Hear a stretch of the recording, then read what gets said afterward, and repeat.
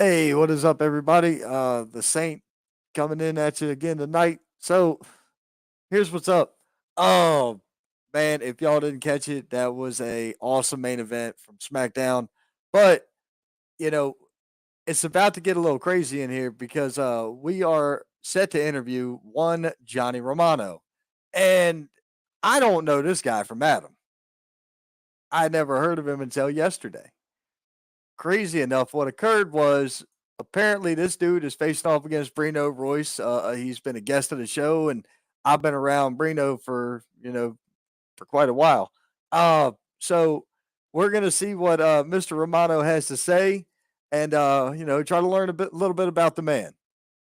So, ladies and gentlemen, at this time, welcome to the show. Our guest, Mr. Johnny Romano. Thanks for having me, man. I'm excited to talk about the upcoming show coming up and, get to know who you are as well, man. Yeah, you got a hell of a glare going on your screen. Is it what is up? Like, can you see it from? Yeah, I can see it, man. I don't know That's what's going on with that. I don't know how to fix that part of it, so I don't know what's going on. Might be just this phone, man. I don't know. it could be, but at any rate, well, Mr. Romano, Eric Nelson said, "What's up?" Uh, What's going I've on, had Eric? I've had Eric on here before.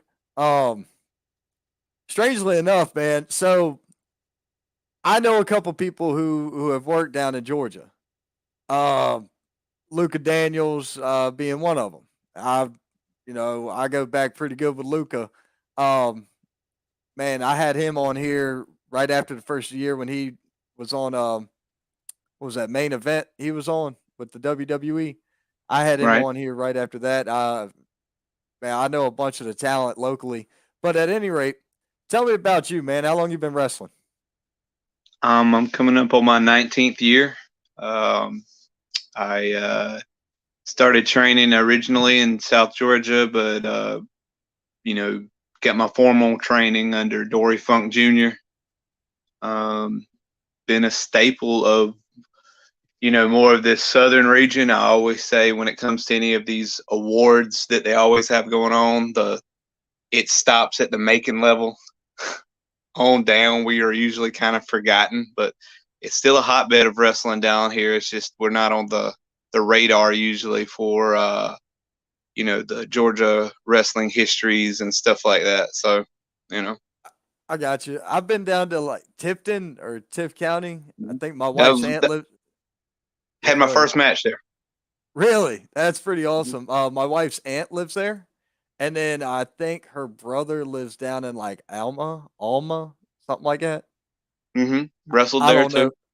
I don't know that area very well. Man, the last time I seen her brother was in Augusta. I think. Yeah, I drove down to Augusta. I spent a week down in Athens. I spent a week working down in Athens for my regular job. I wasn't happy with it. They played the devil went down to Georgia when I crossed the state line. They knew what they were getting into when I rolled into town. It was not a good day in the office for anybody. But another conversation for another time. I hear So, you. man, 19 years, dude. 19 years. That's a pretty good time in the business. I mean, hell, you've had to have some pretty good matches under your belt. Who are some of the marquee names you would say you've gone against? I probably one of my favorites. I wrestled Shannon Moore at the theme park down our way in Valdosta, Wild Adventures. Um, Duke the Dumpster Drosy, the Genius. Um, Shannon Moore was probably one of my favorites because he's still in his prime to go. Because lots of times when you're wrestling like these older namesakes, they're not at their level. Wrestled Marty Jannetty, and that was like one of my favorites growing up, and it just didn't. He wasn't at that same peak. He was still battling some demons, and but up and coming talent like newer talent. Who's some of my favorites? My tag team partner Logan Stevens. We've had some good matches through the years. Part of TRL, totally Romano and Logan. Um, One of my favorites that passed away not too long ago, about a year ago, was Drew Game. I'm sure you're familiar with that name around that area. He's pretty predominant up there, or used to be up there too. Let me see. I always say that I'm kind of like that guy that was in every locker room through the years. You just didn't know. I didn't make waves, uh, but I've been around. So I hear you. Another comment popped in. What's up, Wesley? Shannon Moore. What about me? I think what about me was Raven, wasn't it? I don't remember yeah, Shannon Moore saying that, but it's all good. This this dude actually has become a pretty good friend. Just in general of mine. He found my show, one of the first episodes we did of this run of the Wrestling Wire, which is every Sunday at 4 p.m. Eastern. Right here live on Facebook, Twitter, Twitch, YouTube, all that good stuff. But he found it and he instantly reached out like, "Bro, I love your approach." I'm like, "Most people hate it, so cool." It's it's how I'm built. It's the way I don't mince words. But man, last night, I don't know if you caught the interview with Brino Royce, but man, he had some choice things to say. I've had some stuff sent to me from other people, and I've saw a few of the main clips of what was said about me, and I think he's like everybody else. Like he underestimates me, and he sees this character that I portrayed, this nostalgic. Like I told you earlier, I was like, "Hey man, can we push back the interview? I want to watch Chippendale." I'm that '90s guy, which by the way, awesome movie. Oh, thanks. But I want to see it. oh man, dude, if you're a '90s guy, it's hits all the feels. But I digress. That's what everybody does, is they always like underestimate me, and that's where you quote unquote slip on the banana peel. And I think that's what's going to end up happening with him. I mean, I've have 24 championships under my belt. I've wrestled every type of match. Sometimes I call myself the king of the gimmick matches, because I've been in every style of match, everything. And it's always that people think this is just going to be, oh, I'm just going to, you know, gloss over this guy like it ain't nothing. And that's where, Brino, you're going to make your first mistake, is you're just going to think, oh, this is just, oh, it's going to be nothing. And that's, I'm giving you a little open thing to research me and realize that what people do. And he'll come Saturday, he'll see what, next Saturday, he'll see what I got to offer. Yeah, man. I will too. I'm making the trip down to Atlanta from South Carolina to kind of see what everything's about. Actually, going to be doing a live stream from the event in between the first set of matches and the second set of matches, and then probably going live again after the second set of matches. So at any point in time, if you guys are around, buzz on in, hop in the show, talk, chat, BS, whatever. I don't care. Sounds good. It's all about supporting wrestling, man. That's All right. that's what I'm about. I also like to support stand up companies. So the reason I end up tied up with, or getting into a conversation with uh, Alan Hirsch, was his sister. I follow their podcast. Mm-hmm. Then all of a sudden, he started mentioning, you know, World Elite, and I'm like, wait a minute, World Elite, I know about it. And then Eric popped in talking, and I'm like, hold on, hey man, do you know these guys? And I started naming people, and they were like, yeah, we know them. Why? I'm like, oh, here we go. Uh, Dude, we know a lot of the same people. Why Mm-hmm. are we not? Why am I not promoting this? Why am I not putting this up and interviewing all these guys? Because if we know all the same people, why aren't we trying to work together? So Exactly. that's kind of that's kind of my idea, man. I would rather promote something that I feel has the ability to be progressive and big than I would live in the past and you know um not necessarily living in the past as a nostalgia gimmick. That's a whole nother ball game. You popped me with the TRL name. Okay, I got that reference. For anybody under the age of 30 who doesn't get it, I'm sorry, um, but you just won't understand TRL. Uh, Yeah. Trying to I make mean, sure that's where my corn was in the gimmick number one spot. that's where my gimmick comes from. Basically, is I remember watching Jericho's DVD from like what 10 years ago now. That's crazy, but he talks about like when he would do those little like one liners in Nitro, he'd ask Bischoff like, "Hey, give me 30 seconds," and he was like, "Yeah, fine, whatever."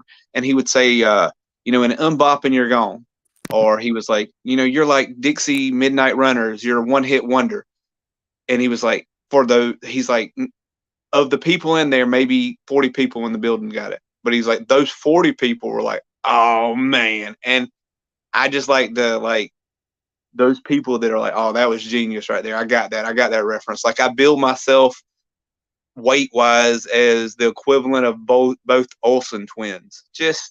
Or I might say I'm from Angel Grove or um, one time I did Melmac. Nobody got Melmac.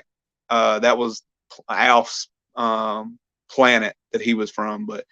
Or I'll say I'm from, what was the one I did? I do Angel Grove a lot. I do Bayside, or if it's the summer, I might say Malibu Sands. I mean, I'm serious in the ring, but I want you to be entertained. And I know there's a whole group of us, especially in this age bracket, that pops them. They enjoy that. So Bro, do you remember? You just made me think of something I thought would be funny. You remember the Ninja Turtles movie? yeah. Uh, Which one? all right, all right, the original. Right. Let's go back to the original. And the pizza delivery guy's like 144 and an eighth, Yeah, 140, and he's looking around, and it turned out to be the sewer. That would be a funny address for you, that because would be nobody funny. would get it. Nobody Yeah, would get it except for, well, now the handful of people watching us, and yeah. a couple of the '90s people would be like, "Where have we heard that before?" Oh, and that's But another thing I do is I do these things called my hashtag Romano ramblings, and sometimes they're deep because of what I do outside of wrestling. But lots of times it's just these weird '90s things that go through my head where I might be like, wait a minute. How did the Ninja Turtles afford pizza? Like, was Splinter on like a disability thing? Did he get like SSI? Like, who was paying for this pizza? Like, those are the random thoughts that go through my head. Like, how did Scrooge McDuck swim in a solid thing full of gold coins?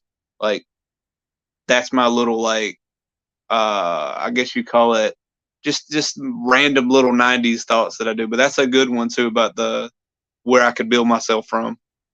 the Scrooge McDuck thing's pretty simple. He had flippers. He could swim in anything. But when you dive into it, it's one solid mass, man. How do you dive into it head first? Have you ever seen ducks? Like, legitimately, they're like really greasy creatures. They can move in and out of a lot of stuff.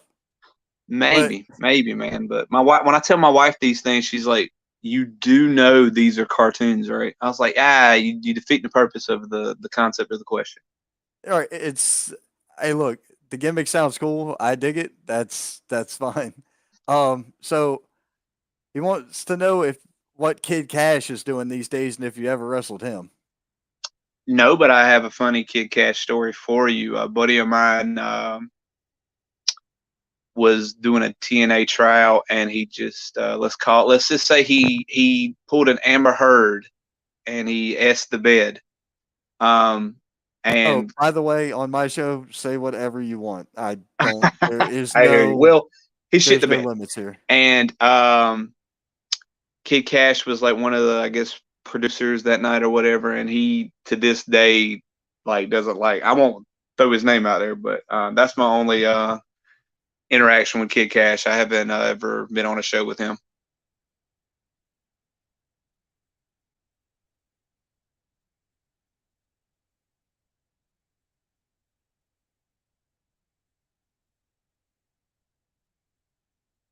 Somebody says they remember seeing me. I'm losing your audio, man. I don't know if There we go. yeah, my bad. I hit the button on my way out. That's the cool thing about this mic. The mute's right here. But Wesley's in Norfolk, Virginia. I don't know if you ever made the rounds up through Southern Virginia at all working. No, furthest I've ever been out. Sonny Ono once told me, he's like, "You're a journeyman." I'm just that guy that's been around. But the furthest I've been is St. Louis area. Gotcha. I'm usually Bama, Georgia, Florida. That's the thing about Georgia, man. I could stay booked and travel 5 hours, and I'm still in Georgia. I'm like, how is this possible? How am I traveling 5 hours and I'm still in the same state? But in other state, especially like where you're at, I know a lot of workers can like hit, 3 or 4 states, and it's not as bad of a drive. But for me, like I'm on the Florida Georgia line. Like I can go outside of my house and spit, and I'm technically would be spitting in Florida. That's So how close I am to the Georgia Florida line. I So know that area because of a map that I look at constantly for yeah. yet again conversation outside of here. um, Eric Nelson saying that's right. So he's excited about Momocon. A beating is on its way for Brino. Missy Childers. Missy Childers, for those who don't know, her husband is another historic figure in professional wrestling, Chris Thunder Anderson. Uh, he is a independent icon. He's been around for a long time, and he's a very well respected individual in independent wrestling here in the Carolinas. Um, and Missy attends a lot of the shows. Um, she always rags on me about my mouth on my show. I see. I don't cuss when I'm working a show because I'm just a ring announcer, and I work Christian shows, or I try to be professional. This is my Right. show, so I like to have a little fun. Plus, it's Right. like 10:30 at night. The kids should Right. already be in bed asleep. The adults should be enjoying a cocktail and relaxing. It's time for Right. adult talk. Right. Um, don't be too excited. There's not a bell that could save him. Oh, Brino's talking to you there. Ah. Oh, Saved by the Bell Uh, puns. Love it, man. Love it. Well, you'll end up like Jesse's brother and be forgotten afterwards. How's that one for a reference? Nobody? I mean, That's a deep I cut. You had to really know the show to know that reference.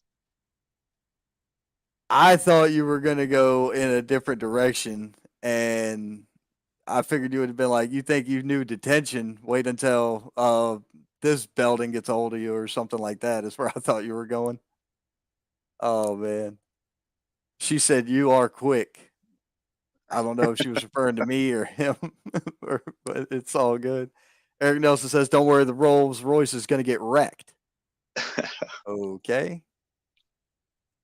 you'll hear him screech when I'm twisting his joints. Well, maybe you'll reach the same fate as Screech. Oh, too soon? That's, I mean, he OD'd though, right? Like I don't remember. I know he's dead. No, he died of like I don't remember what he died of. Some kind of cancer, I think. Oh, I have no idea. Yeah. He's We're not going ready too for deep. no. Yeah, he's not ready for no Brino, the real Rolls Royce of wrestling. That's Marquine McQueen. That's another independent talent up here. I Oh, Misty mean, Childers asks if you have ever worked Southern Pride Championship Wrestling. no. Early on, and it's like original state when it was under the whoever the original owner was who passed away was his name Charles. I was in talks and never panned out at that time. I mean, I'm always reaching out, so Gotcha. right now I got about 4 or 5 home feds or regular feds, and I just try to rotate out some new places to you never want to stay someplace. As they say, you got to give them enough time to miss you. You know what I mean? You don't want to stay somewhere too long and be stagnated if you're not like progressing. So sometimes I take a break from certain places to reach out to new places. Right. Well, see, like the kicker with here in South Carolina is athletics commission, so you got to have a license. Right. Same with And Alabama. oh, is it okay? I have to have a license to be a ring announcer in this state. That's a bit goofy, right? It's a gimmick in Alabama, man. It's like, it's like a mafia. Like they show up randomly and they're like, it's not that they care about your health. It's not that they're reviewing blood work. They're like, here, sign this, hand me $40. And there's been years where I did it and I only wrestled in Bama like twice or three times that year, and I never got the license. And you don't ever. It's not about like whether you're healthy enough to wrestle. It's the Debo effect, like what bike, like give me your money and I'll allow you to keep wrestling. And they don't always show up. Sometimes they do, sometimes they don't, and it's never about like, well, this guy doesn't look like he's a somebody could be totally drunk and they go, here's $40, and they'll be fine with it. So I don't know how bad it is up that way, but that's the Bama one is a total work. So here, it's more like it depends on the promotion. I have never seen the athletics commission ever. I haven't, and I've worked a couple of shows a month or attend a couple of shows a month. So maybe I just never seen them. Mm. But either way, it's a racket. But I think indie Yeah, wrestling itself is a mafia. Just to put that out there, I think independent that's wrestling period's a mafia. Um, that's true. but let's see. Marquine says I could tell he's going to get mangled up. All right. Missy Childress is saying yes. I think she was talking about Okay. with the whole working of different areas or working Southern Fried or people you knew, or maybe she was agreeing with me talking about her husband and how he's a legend in indie wrestling in this area. Let's see. Eric chimed in. World Elite won't save you either, Brino. Brino's going to have him tapping in less than 5 minutes in the match. Okay, that's a bold claim, Marquine.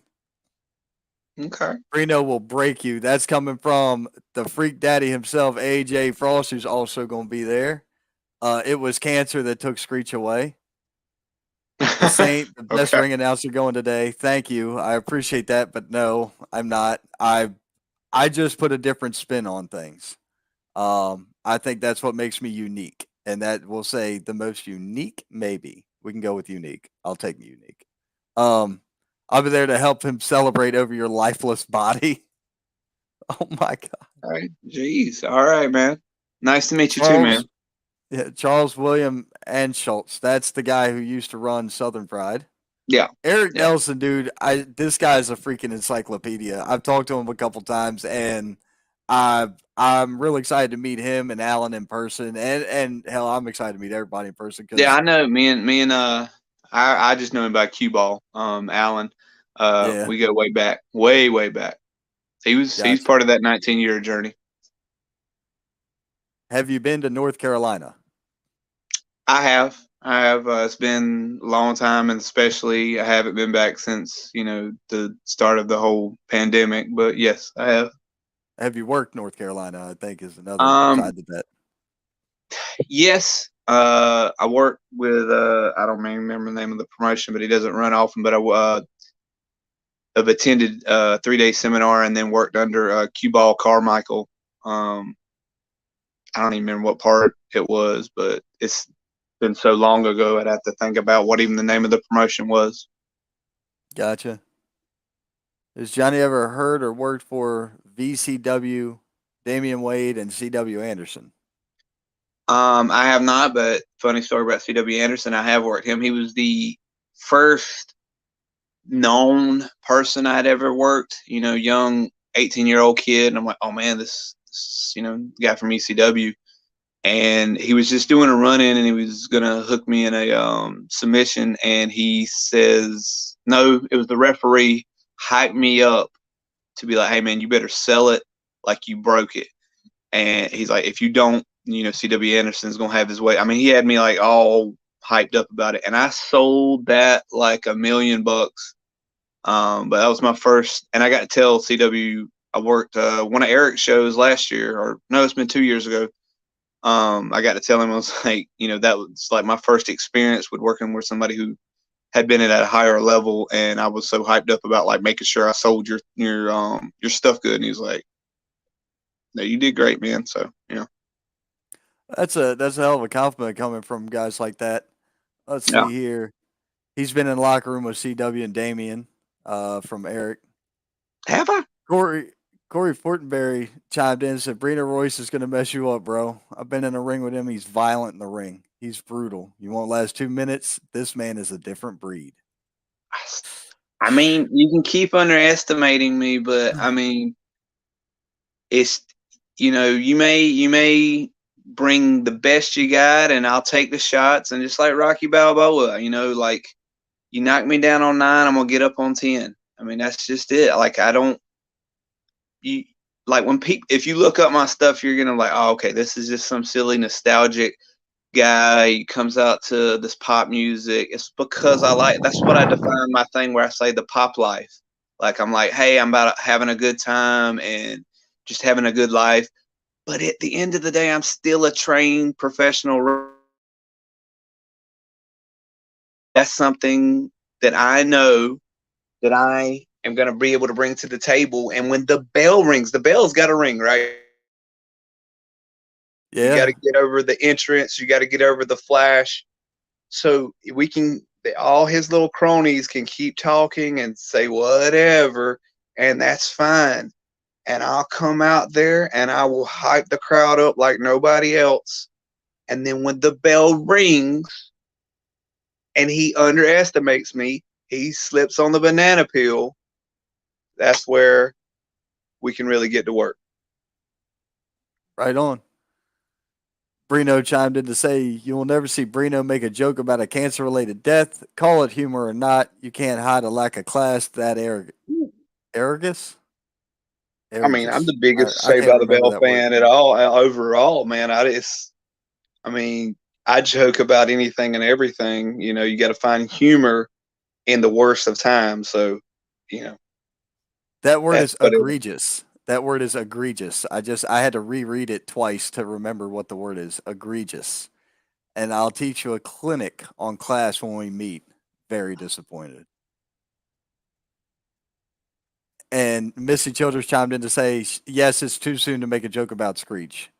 Okay. It's been about 2 years, 2 3 years. So I don't know. I'm not going to make a cancer related joke, but no, no, I wasn't that's going not that cool. far. It was a No, pun, but no.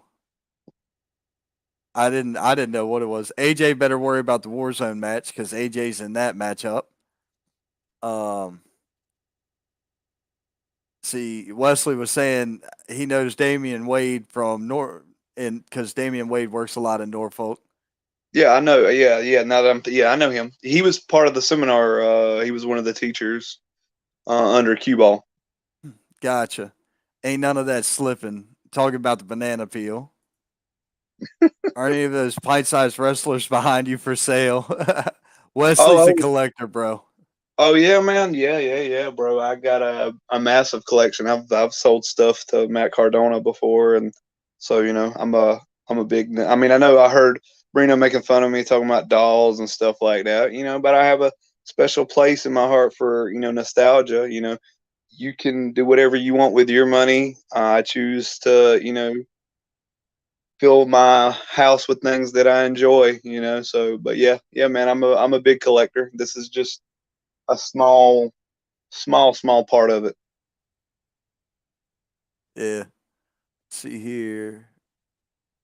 Hey, oh yeah, ain't none of that slipping from Brino. Got it. Let's see here.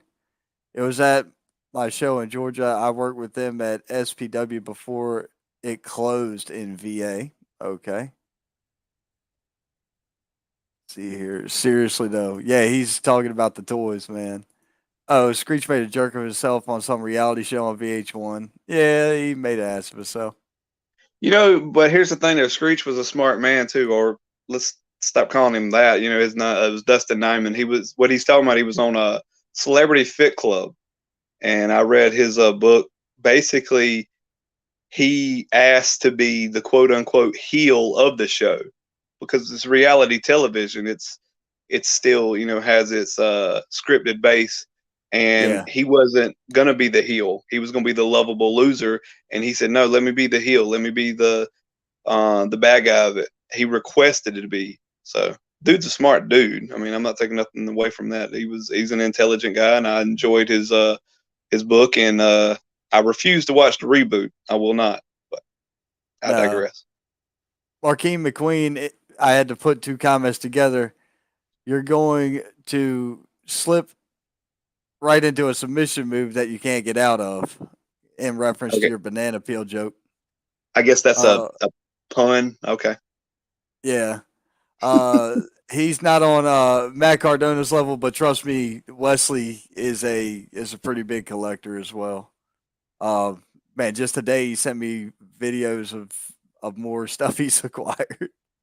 Matt Cardona Uh, got one over on me, man. I sold him some that I didn't realize the value. They're bendies. I don't know if you know what those are, but years ago I just found them in a box and I hadn't really displayed stuff. I sold him Rakishi and Too Cool. I won't say how much, but let's just say once I figured out how much they were actually worth, I was like, "Bro, you got me." So they were pretty rare figures that I was unaware of how rare they were. So I was wondering why he was so quick to, yeah, yeah, yeah, let's do it. But yeah, but I still stay in contact with him. I talk to him here and there. that's cool. That's cool.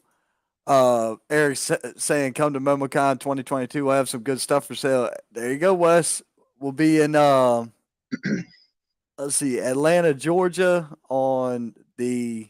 I'll be there on Saturday or next Saturday, but I mean the event is like what Thursday, Friday, Saturday, and Sunday.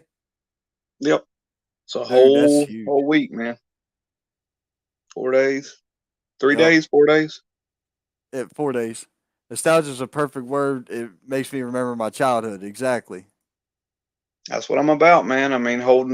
I'd like to think of myself as like this, a form of a time machine to take you back, And again, though, let me just point out, like, I'm about the party, but once the bell rings, I still know what I'm doing inside that ring. I have a pedigree of who I've worked under, who I've trained under, trained by a Hall of Famer, worked under Hall of Famers. I'm not just some Joe Blow from South Georgia that came out of a backyard. Gotcha.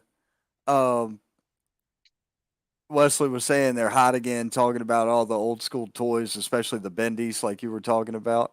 Yeah. Um, Brino said, "I call you out for being tasteless, and you reduced the conversation to money. Typical of your class. You're gonna blame your loss on my privilege now, right?"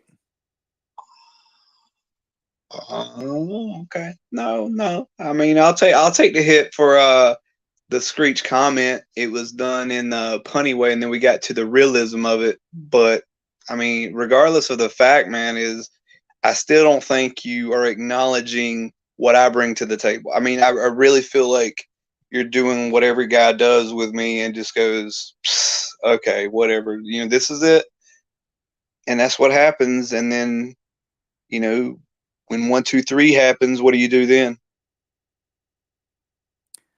I don't know. Like I said, I'll be there to find out. Eric Nelson says Brino Royce go suck on a cigar. More than likely, that'll be on camera at some point in time this weekend because uh, Brino and I have an appearance up in North Carolina this weekend. So there's that. Speaking of King Oh, Enterprises, Michael King has graced us. Well, well, well. What have we here? Hey, Mike. Um, normally I wouldn't say this, but where's your originality? You used this on a podcast not more than 4 hours ago, less than 4 hours ago. You had this exact same line on a whole nother podcast. So that's very interesting, isn't it? Didn't know I was watching. I didn't comment. I waited until after because I didn't want to take anything away from the show that was going on this time. I already knew what was going to be said. But at any rate, uh, Michael King, much respect to you, my friend, and safe travels. We'll see you possibly tomorrow. Um, Johnny, first word that you say when you say Rock and Roll Express. What's the first words that come to your mind? Rock and Roll Express. Um, First word in my head would be honored because I've got to work them in a tag match a few years back, so that was like a big highlight. I mean, I grew up going to indie shows as a teenager, getting to meet them in the Georgia area. So years later, being able to stand in the ring facing them was a great honor. But they're one of the best you know tag teams ever. I mean, you got to say top. I would say top four, top five of all time. I don't really think anybody could have an argument with that. No, I definitely could see him being in the top 5 or 10 of tag teams in the history of it. I mean, personally, my favorite tag team is the Dudley Boys. But look at, I mean, all right, I was born in the dead center of the mid '80s, so there you go. Me too. All right, 85, baby. so hey, same here, brother. So what I'm saying is like when I came up, the Dudleys were the precipice of tag team wrestling. You had like Farouk and Bradshaw did real good on as APA. I dug that. And before them, yeah, I remember the Road Warriors and the Rock and Roll Express and the Midnight Express and all that. I remember all that stuff from my brothers. But the first tag team that really stuck in my book that I realized later in life was just beyond great was the Dudleys. I mean, yeah, everybody liked Matt and Jeff and Edge and Christian, but I mean, reality is none of it would mean anything if it wasn't for the Dudleys either.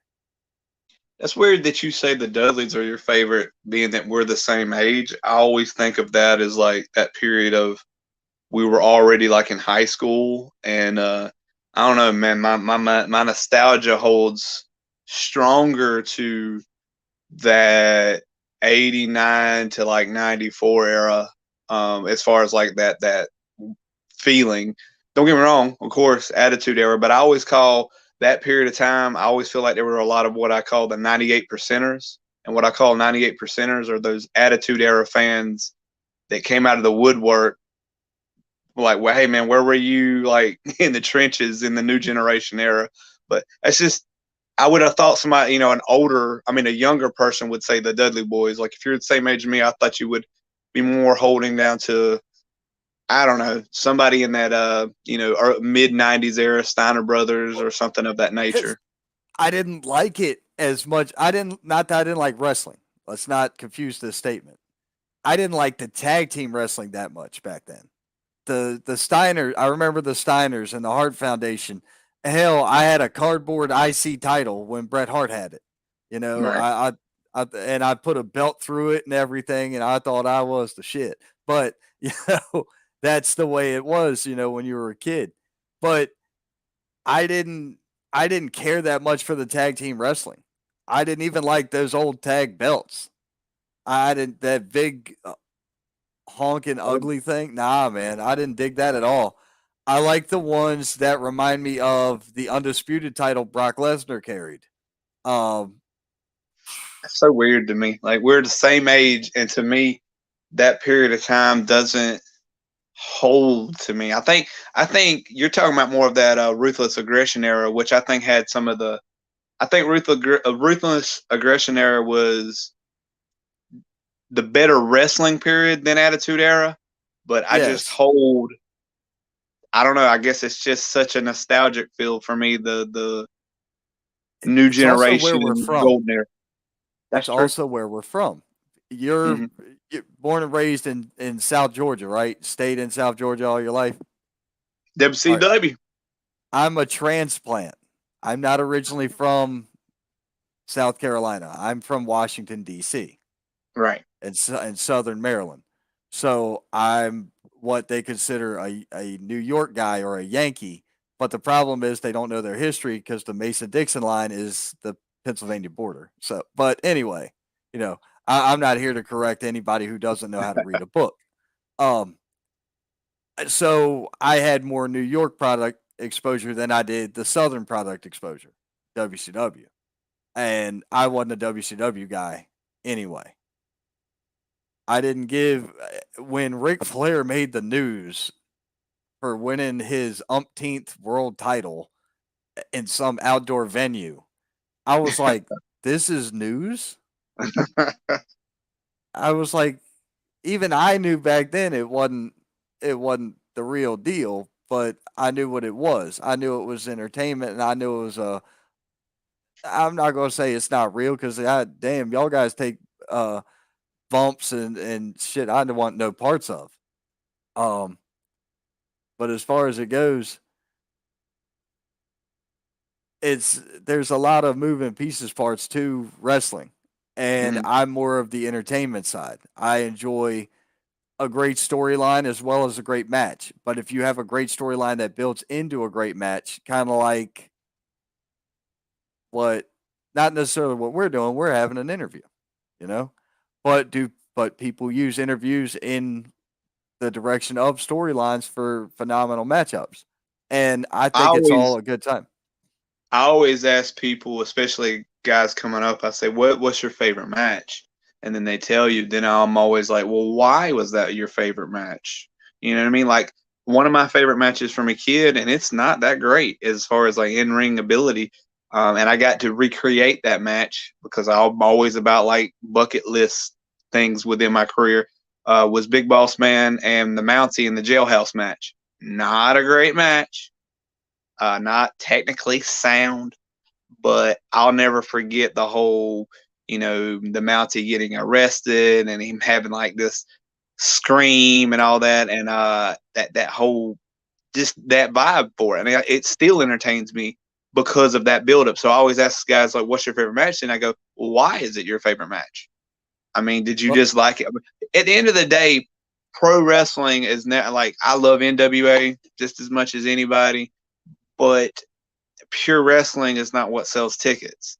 What sells it's not. tickets, what puts asses in seats is the need to want to see person A get their ass whooped, the need to see person B overcome whatever the triumph is, whatever is going on. It's a superhero movie. I love wrestling. I take it seriously. I still consider it a sport because of the elements that go into it.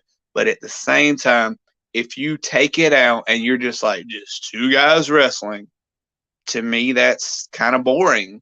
I need to know why. I need to understand what is it, what is the beef? That's what intrigued me. That's what got me sneaking out of bed on Monday nights when I couldn't stay up, in second grade to watch Monday Night Raw. I wanted to see what was going on because of what happened the previous week. I remember on USA they had like Tuesday night boxing, and I was like, well, I'll give this a chance. I watched it and I didn't care. You know why UFC is more popular now than it was in the 90s? Because they followed suit. They They did. understood that you needed to care about the individual. You needed, why was boxing so hot in those late 80s, early 90s? Mike Don Tyson. King. Don King and Mike Tyson. Yeah, I agree. Exactly. If Don King was the Vince McMahon, Mike Tyson was Hulk Hogan. It's the care about whatever it is. That's what, and then that's where I'm at in my career. I'm 37 years old, man. I know contracts ain't coming my way. I know, you know, I've got a few things left on my bucket list, but my thing is I want to be creative. I want to feel like I'm leaving fans. Man, I feel good about this. Win, lose, or draw, I want fans to come away. And I guarantee you that at the end of the day, win, lose, or draw with, let's bring it back full circle, Reno, win, lose, or draw, I respect you and I respect what you bring to the table. And I've studied your stuff. I do think we're going to have one of the best matches that whole weekend, and I do think that the fans are going to be like, "Man, that was a great match." So I'll give you that, man. Win, lose, or draw, I know we're gonna tear the house down. Oh, I'm fairly confident in that assessment myself. I'll put it that way. Um, let's see here. Eric Nelson chimed in with, "Yeah, Michael King, I'll be seeing you soon." Wesley thanked me for asking you the question. Rock and Roll is on their 40 years tour. Yeah, they're on their farewell tour. Wesley also said he's 44, so he's got age in us. Talking about, I guess, classic matches from when I was a kid, I'm gonna have to say like the most memorable one I've got. Um, there's a couple of them. Austin or no, Hart and Michaels, Iron Man. That's one of my favorites from when I was young because it really took an hour. Mm-hmm. You know what I'm saying? And it really took the whole show's or everything they had built up came out in that hour. All the story, all the build up, all the promo, all everything came out in one Could hour, you and go it back was and watch it awesome. now though, with that same set of eyes? No, I can't because I've been now. I watch it with a different set of eyes, and I appreciate it even more. So, That's hard for I me though. It's I want to like be able to watch, and that's one thing that I've tried to when I'm watching wrestling. Um, flip unless a somebody asks switch. me, "Hey man, will you watch my match?" But when I'm watching like Raw or SmackDown, and I'm like, I just want to enjoy this. It's so hard to turn off that whatever you've built in your brain to say, "Hmm, what happened there?" Or they could have done this or whatever. I miss that young kid in high school that would I just want to watch this. I just want to fully immerse myself and enjoy it. That's why I asked you with the Iron Man match. I can't go back and watch that. I know Shawn Michaels is my number one. Shawn, Jericho, Raven. That's my top. Wrestling people of all time. And I can't go back and watch that match because I'm just like I'm gonna fall asleep. You know what I mean? I mean, at the time I was in it, I was intrigued, I was there. But to sit there a whole hour and rewatch it, I mean, unless I'm just studying something, it's hard. That's why I ask you, like, can you watch it in that same vein of that feeling good about it? Oh man, I'm gonna sit down and I got my popcorn and I got my snacks and I'm gonna watch Shawn Michaels versus Bret Hart WrestleMania as well. Here's here's the thing. I don't watch anything from the past just for enjoyment. I watch stuff from the past to learn from the past. That's Oh why yeah, we have these things called books, so you can learn from the past instead of making the same mistakes over. But true. but nobody wants to hear that. It's okay. People don't want to hear the truth. They hate that. They hate it, especially when I say it. They really hate it. But when it comes to it, I enjoyed that match as a kid because I didn't, we didn't know who was going to go over. Mm-hmm. Looking at it now, I like to be able to see what they've done or what could have been done differently. Or Right. man, that was close to a bad mishap. Or because you Mm-hmm. can see those things with you've got better eyes for it than I do. I promise you that. I've only been in independent wrestling as a uh, ring announcer or whatever since like late 19, early 2020. So I'm pretty new to this. Um, but as far as it goes, man, Hogan in a cage. I can't even tell you who he was against. But I've seen King Hogan Kong Bundy. wrestling. That was it. Yep. Yeah, I've got a I real can. bad memory too. Bro, that used to be my thing, like wrestling road trips with guys. We could see who could like quote the most main events to pay-per-views back and forth. I used to be really good at it, and I can still do 85 to like 2002, but then after that it gets blurry. But that's by the time I came into the business, and that's when the concussions came along, so it gets blurry after that. Now, uh, you did mention another thing that I thought was interesting. You brought up the switch, turning the switch on and off. Hmm. And while I do believe it's hard to do, there are some shows where I go to as a fan just to enjoy, and it is what it is. What I found to do that was sit like my wife is not as involved. My daughter, she's 9, she's a kid. So her watching, I get to experience it through her pops. So it's Okay. like that. So that helps me flip the switch is being around them. When it's me by myself, whether I'm in my suit or I got the video camera, whatever the hell they asked me to do that night, I'm all business and I'm just here for the show. It is what it is. But I think we there's got moments though. I think there's really moments for all of us, like when you're in a, and it just there's something organic certain nights where it just, I mean, as the one, what is the guy from Tosh? You know, it's still real to me. Damn it, you know, there's still moments where it just feels. You can't explain pro wrestling. I live by the phrase Jeff Jarrett said on like a documentary I watched when I was like, you may have watched it. It was on A&E when we were in high school, and he says, for those who believe, no explanation is needed. For those who don't, no explanation will do. Trying to explain this absurd world that we all decided to get in, and especially on the actual in ring performers, like we drive hours and we spend hundreds of dollars on gear, or we should, you know, proper gear. We get properly trained, we should. And even at trained professionalism, we risk being severely hurt for that one little thing that happens, you know, and it don't always happen. There are shows you go on and you're just so pissed off, you like this sucked, and you got to drive 4 hours home, and then you get a flat tire, then you get a speeding ticket, and you're just mad at the world. And then guess what? The very next weekend, you're right back to the punishment.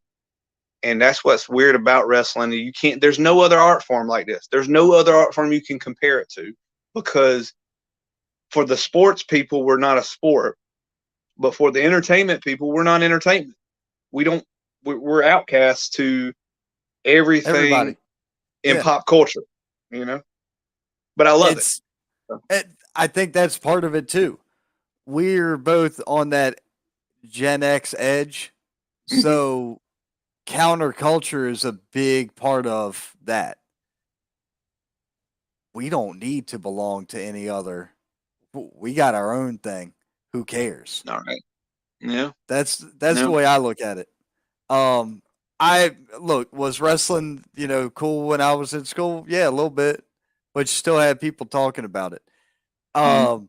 Um, God forbid you try to convince somebody that the Super Bowl was rigged, when the only difference I would have made, for Cam Newton and what's his face that retired that year from the Broncos, uh, Manning. The only difference I would have said, have Peyton hit one last long bomb right after the half to take the lead, and then that would have sold the story better, and people would have Yeah. celebrated it harder. Um, but for a game that I predicted 3 weeks before it ended the same way, and I was within points on both sides of the ball, I really don't care.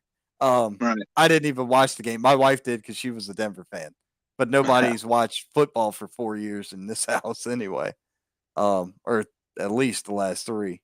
But let's see here. Brino said, "No, sir. Brino has an estate. Brino pays his estate to properly educate and train Brino according to each opponent. You've not been underestimated, however, thoroughly so. You've been weighed, you've been measured. The estate has found you wanting. The topic is class. I'll carry the burden of enlightening you because I was designed to handle it. I am formidable."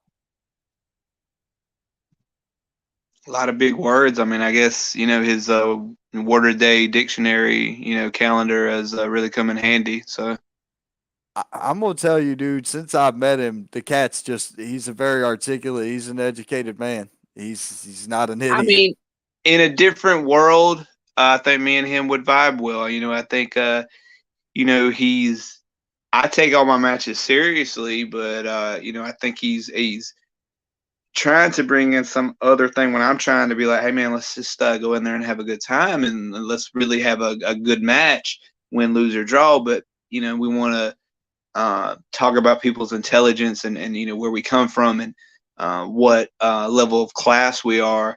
I mean, if you want to go down that path, I mean, we surely can. But you know, would you rather do that, or would you rather provide the fans with a great product and you and me just see who's the best? You know, how about we just say that, like, at the end of the day, if you beat me, man, I'll get up and I'll shake your hand. You know, but I would ask the same for you. Can you do that? Can you say that too, Brino? You hear me, man? If you feel Oh, that, he's if you're that confident in yourself, when we meet one on one, whoever is defeated will get up and shake the other man's hand. I like the challenge there, man. I like that. Now, Wesley chimed in to say he was 44. He's been watching since '86. I Let's was in see here. diapers, man. Same. Now, Brino did give you a compliment. Your wrestling knowledge is incredibly impressive. Oh Michael man, King. I can go back and forth. We can have a trivia. I can come on here one night and we can just do trivia because I mean, between my pop culture knowledge of the '90s and wrestling, I told my wife that's how I'm gonna become a millionaire. Is I'm gonna get on some kind of pop culture game show and clean house. Between that and buying lottery tickets with your wrestling money, that's it, right? Yeah, yeah, because it's I mean, we all know this is all of ours full-time job, right? Yeah, exactly. You know, I mean, and to open up about that part, and just just get a better idea who I am. By trade, I'm a mental health caseworker. I've transferred over to another part of where I was at, but right now I help people with mental health disabilities get housing. So Dude, as much that's as my class comes into play, I'm a good guy. Monday through Friday. that's well, at least half of Friday, right? Because Friday Yeah, nights, yeah, yeah. right. Friday, And Saturdays, some Sundays. Michael King brings up the free birds. Let's see, Eric Do do Nelson, do. Ricky Morton's a true legend. And see, Brina Royce has twisted Ricky Morton up before. He was in the ring with Ricky Morton, what, 2, 3 months into his career? Oh wow. Okay. Yeah. Fun story about working them. I used to wear a gold necklace to the ring. I don't know why. I just thought that was a cool thing. I had like Stone Cold with the Brian Pillman story in my head, and Ricky. No, it was Robert. Robert was like, "Hey kid, come here," and I said, "Yes, sir." And he goes, "Why are you wearing a necklace to the ring?" I said, "I don't know. I'm just trying to find my look. I'm trying to find something." This is like 15 years ago, and he goes, would you? I mean, like, if you were in a real fight, I'd just yank that off of you. Would you wear that in a real fight? Take it off, kid. And I did out of respect, but then I was like, wait a minute, don't you wear 48 bandanas around your legs, like, and around your neck? Like, you're telling me not to wear a necklace, but you have a million things that somebody could grab onto in a real fight on you. So I took it Yeah. off though. Well, no. Well, see, here's the thing.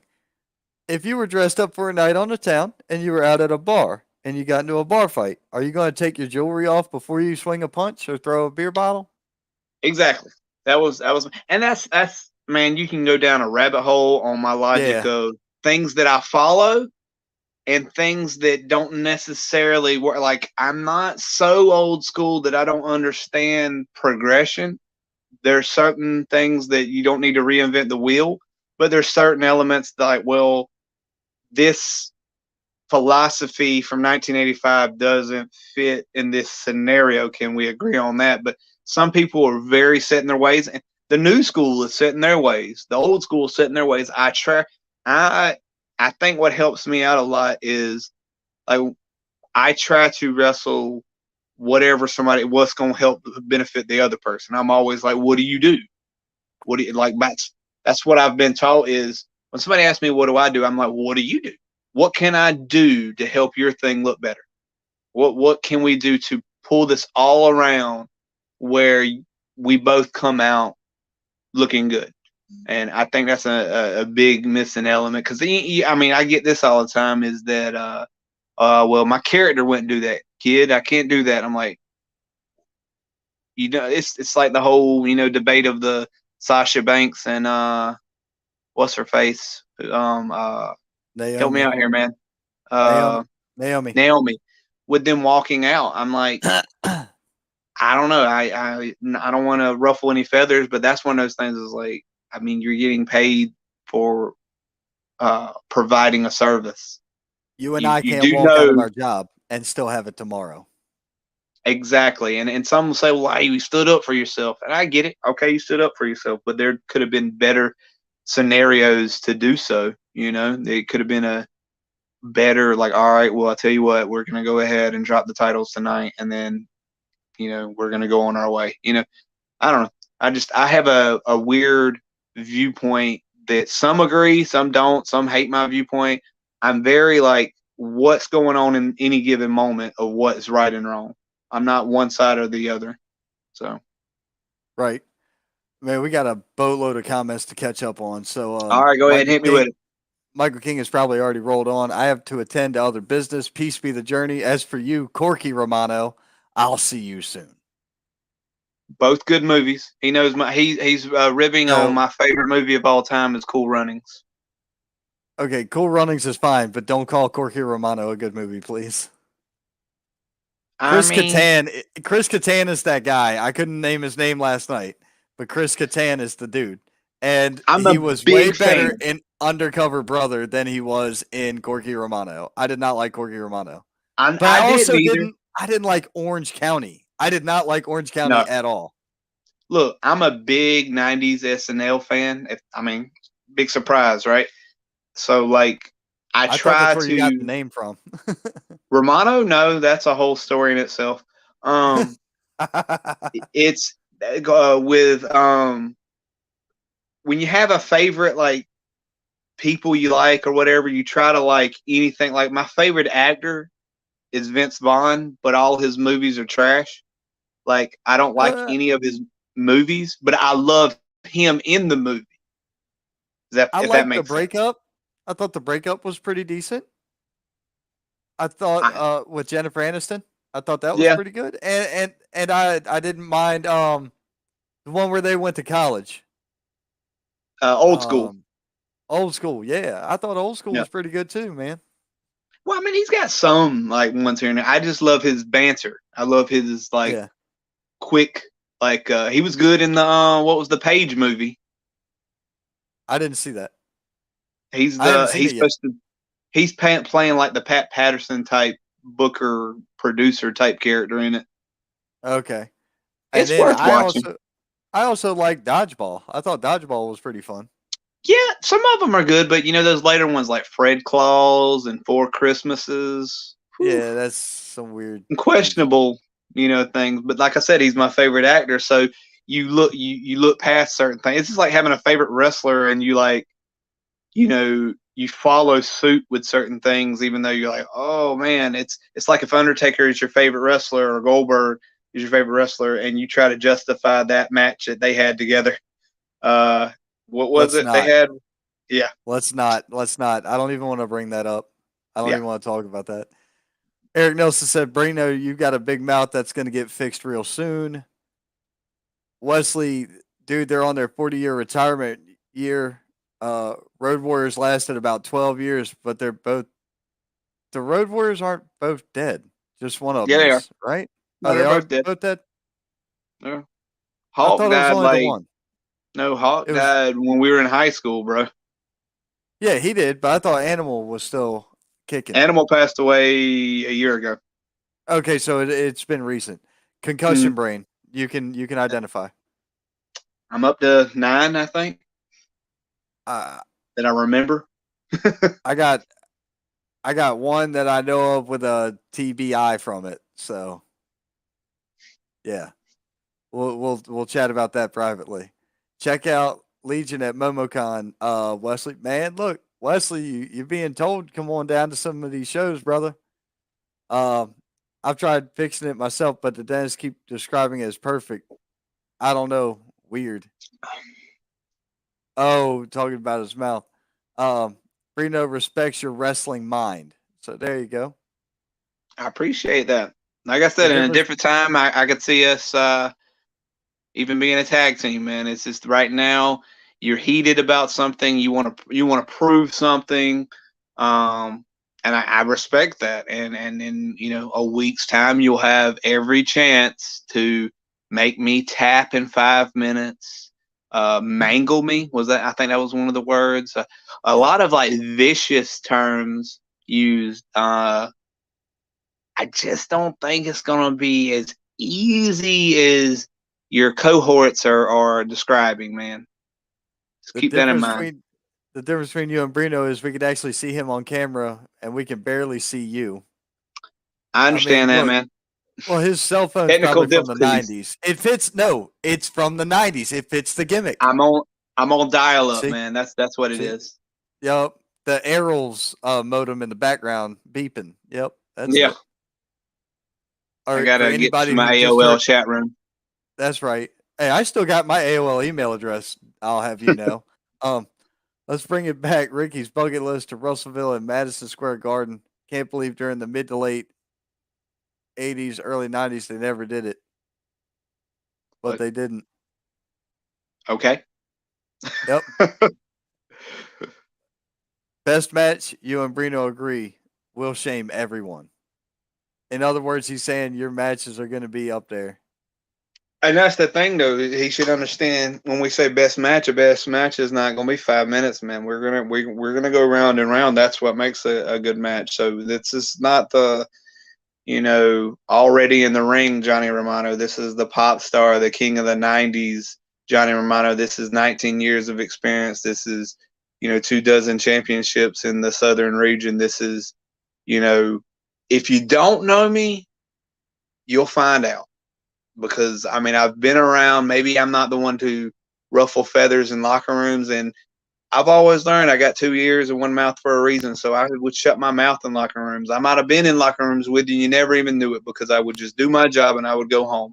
So we're gonna tear the house down, but we're gonna do that not in no 5 minutes, man. We're gonna go round and round. We'll find out who the better man is that night.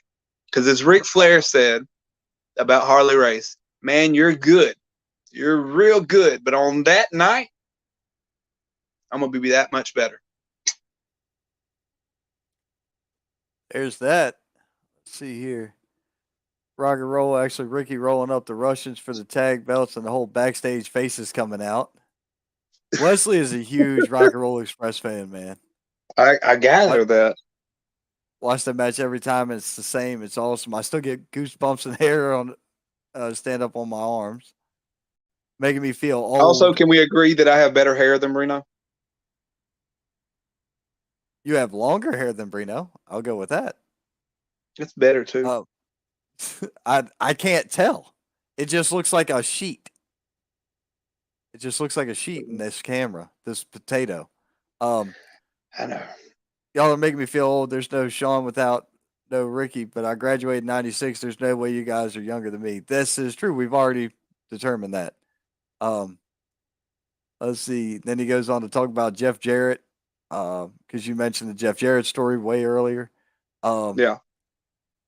this exclusion from the world is what I aim to dismantle. We will deliver this.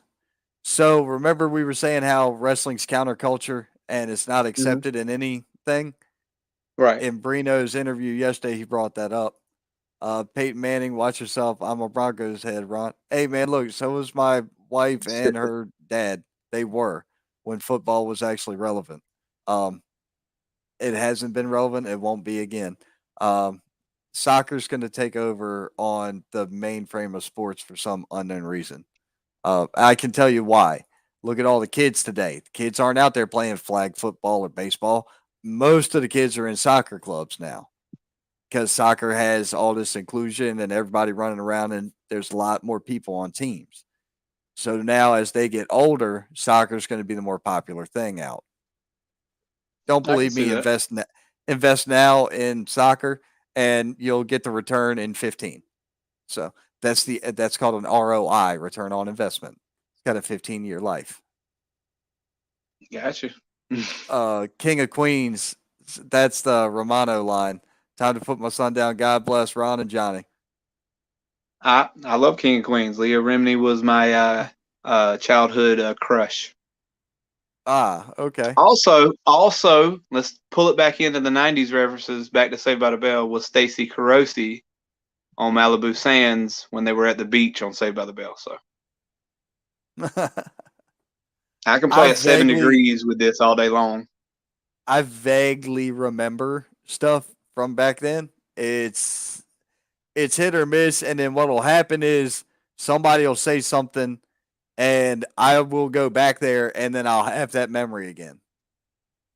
I mean, My that's head will how go your brain back. works, is that you hold things until they're needed. Like, when a song triggers, that's why I'm so big into the nostalgia aspect of things. Is it can take you back to a bad period of time. It can take you back to a good period of time. A smell.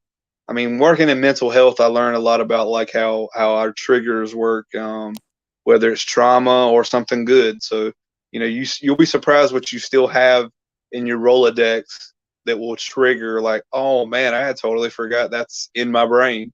So, Yep. That actually occurred today. Dude I work with and sit next to is from Kentucky. I'm from DC. And we got to talking about Chevelle. And I said, man, I saw them play live in DC. He goes, me too. I was like, that's weird. What were you doing in DC? He goes, I can't remember, but it was some radio station thing. Turns out 15 years ago or better, we were at the same rock concert from the same radio station oh 500 wow. miles away in downtown DC. I remembered because it was Papa Roach and it was the first concert I ever went to. Let's see. Brino says, I do enjoy a good handshake. The loser shakes the winner's hand. Book it. There we go. We had it. That's And not the wrestling handshake, like an actual handshake. Okay, none of this, yeah, none not of this. fingertips. Whatever, whoever invented that, I want an actual handshake. And then, hey man, we'll call it a day, man, because I have no hard feelings with you, man. You seem like an awesome guy. You seem like a good guy. Seem like your morals might be a little flustered, but that's okay, man. I think you're a little. Is he he's a little younger than me, isn't he? Oh yeah, he's a good bit younger than we are. I believe 12 years our junior. We'll see. You got a lot to learn. You got a lot of, like, making mistakes. And I think, if nothing else, to this podcast, you avoided the mistake of underestimating me. So we got that going for us, man. So bravo to you on that. Right. That's an admiral line of work. Respect. He shows respect for your work. Thank you, man. I And greatly appreciate it. he says the same thing. He might not be such a bad dude. Gold chains are wonderful. Amazing I call hear outs. you, man. A lot of vets give advice they don't follow themselves sometimes. Right. Well, and that's another thing, is what I've always learned is, it's like with me, like you said in the beginning of the podcast, you were like, you didn't really have a knowledge of me, but I mean, I've been around, and anytime I very rarely give advice to younger guys when I come in the locker room, unless they directly ask me. Like last weekend, a guy asked me to watch his match, and if you ask me to watch your match, I'm gonna give it a full attention, and I'm gonna sit there, and I'm gonna have my phone out to, if I want to, like, write something down real quick. But very rarely do I just freely give advice, because lots of times their logic is, "Who are you?" Um, there's Where have thousands you of us, been? man. Yeah. And the thing about it is, there's only so many contracts. It's like, you've seen the thing where Jake the Snake was giving out advice to somebody, and the guy says, "Hey, I already have my contract."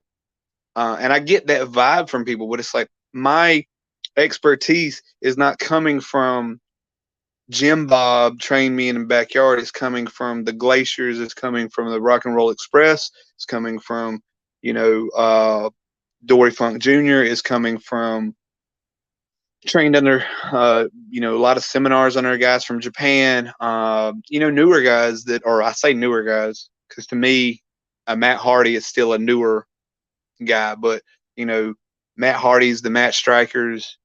So I mean, I've learned a whole variety of things. So it's not like when I tell somebody, I had a guy get mad about something I said one time because he thought I was just insulting him, but I'm like, I'm not insulting you, man. I was literally trying to say, hey, man, you this right here you were doing, maybe if you did this instead of this, or hey, you're going to hurt yourself if you continue the way you're doing this. I'm never insulting about anything, but I'm just a random guy who loves wrestling, who I think I'm fairly good at it. I think I'm pretty savvy. I think I could have been further if life would have directed some other ways, but that's just life. I'm happy with the pattern of where I'm at. I'm happy with the life I have. I'm married. I have three great boys. I have a wonderful wife who supports this. She's actually, been in the ring a few times. I don't really even ride with like the boys. 90% of the time, it's me and my oldest. It's my 10-year-old. So to me, this is just a bonding experience. But anyway, to close what I'm saying on that part out is that a lot of guys don't want to hear anything from younger us older guys who, if you ain't been to the dance or if you ain't part of like a bigger stage, who are you to tell me anything? Well, they still might have something to offer. I learned stuff from like younger guys all the time where they have like a thing that, oh wow, man, I didn't ever perceive it that way. I'm always open minded to that. I tell you who taught me that was well, he used to go by Logan Creed, but Cruel. Um, one of his best friends is Austin Theory, and on the Indies, he's like, I'm 10, 15 years older than him, and I've learned more from him than I did other people through the state of Georgia. So I'm always open minded. I just wish some of the younger generation would be open minded to guys if they're just. It might be bullshit. Whatever they saying might be bullshit, but at least go like, okay, thank you, sir. I appreciate that perspective. Put it in your back pocket for later. You might need it. Sorry, got on a high horse on that one for a second.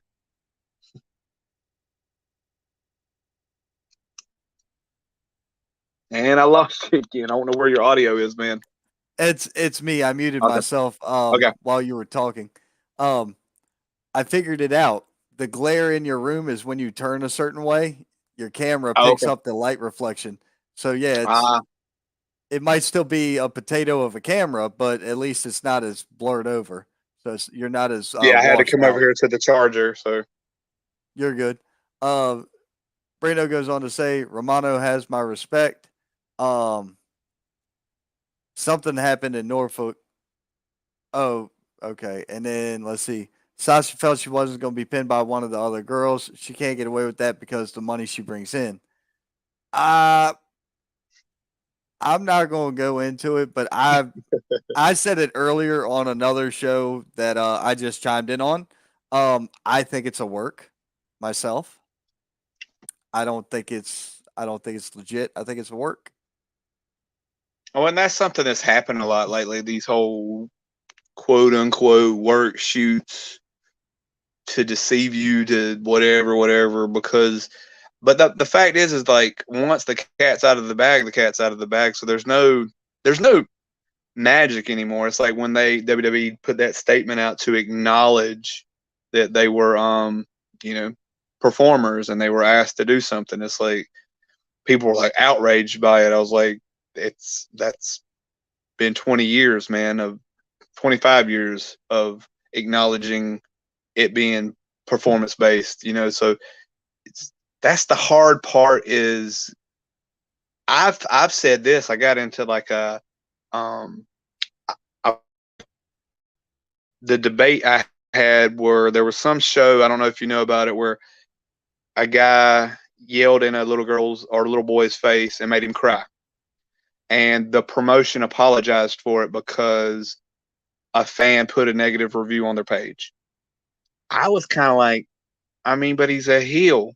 Like a heel justifies all behavior because they think they're right. They're not choosing evil to choose evil. They're choosing evil in the response that they think it's good. No, maybe you shouldn't get in a child's face. I don't know what really happened. I haven't seen a video, but 2022, it's so hard. Again, the parameters of what pro wrestling is to be a true bad guy. I think the closest you can't be a bad guy because people, if you go too far, people get offended and they say, oh, that was too much. That's too much. Well, is it too much in a movie? Because if you're looking at it in the perspective of being a superhero movie, then anything goes. But if you're looking at it into the realism, then okay, are we looking? I don't know. It's just, I think being a real actual heel is gone, in my opinion, because people still look at Right. it under that performance art. aspect, and then your limitations are limited on what you can do. Well, that that also leads into fans attacking wrestlers, which is stupid. And don't do that. It's not going to go good for you. That's a horrible idea. Um, and you know, people. I know people have had the cops called on them at their residence for promos they've cut at a wrestling show Hmm. for assault or whatever. There's a bunch of crap that happens, and it's stupid. Let's see here. You know what I think the last great heel was? This is my opinion. See if you agree with me because we're the same age. I mean, like real, just like heat. Sergeant Slaughter, because I when he don't. turned heel and he the Iraqi gimmick. Yeah, I know what you mean, but I no. I mean, Raven The reason was I a say that phenomenal here, heel. well, hang on real quick. The reason I say that Okay. is because he had to have protection. He had to have all this other stuff going on. There was still, even in the 90s, I was like, what, 91, I think, there was that perspective of, you know, but you can't do that because that was pulling from a real life scenario in the world, and we can't. Pro wrestling, it's hard to do anything of that nature. You know what I mean? So that's why I say like a real heel of somebody who's just he does not care, because at the end, but the also what people don't realize is when they get offended by something a heel does is, well, let this story play out. What happens at the end? Like with the guy yelling at the child, supposedly, because supposedly he just yelled at the child and said, "Shut up." So I was like, okay. I mean, was he like right in the girl's face or boy's face, whatever it was, the child's face? Or did he just, and a lot of people were like, well, that's cheap heat. That's cheap heat. Well, what happened in the end? Did the baby face overcome?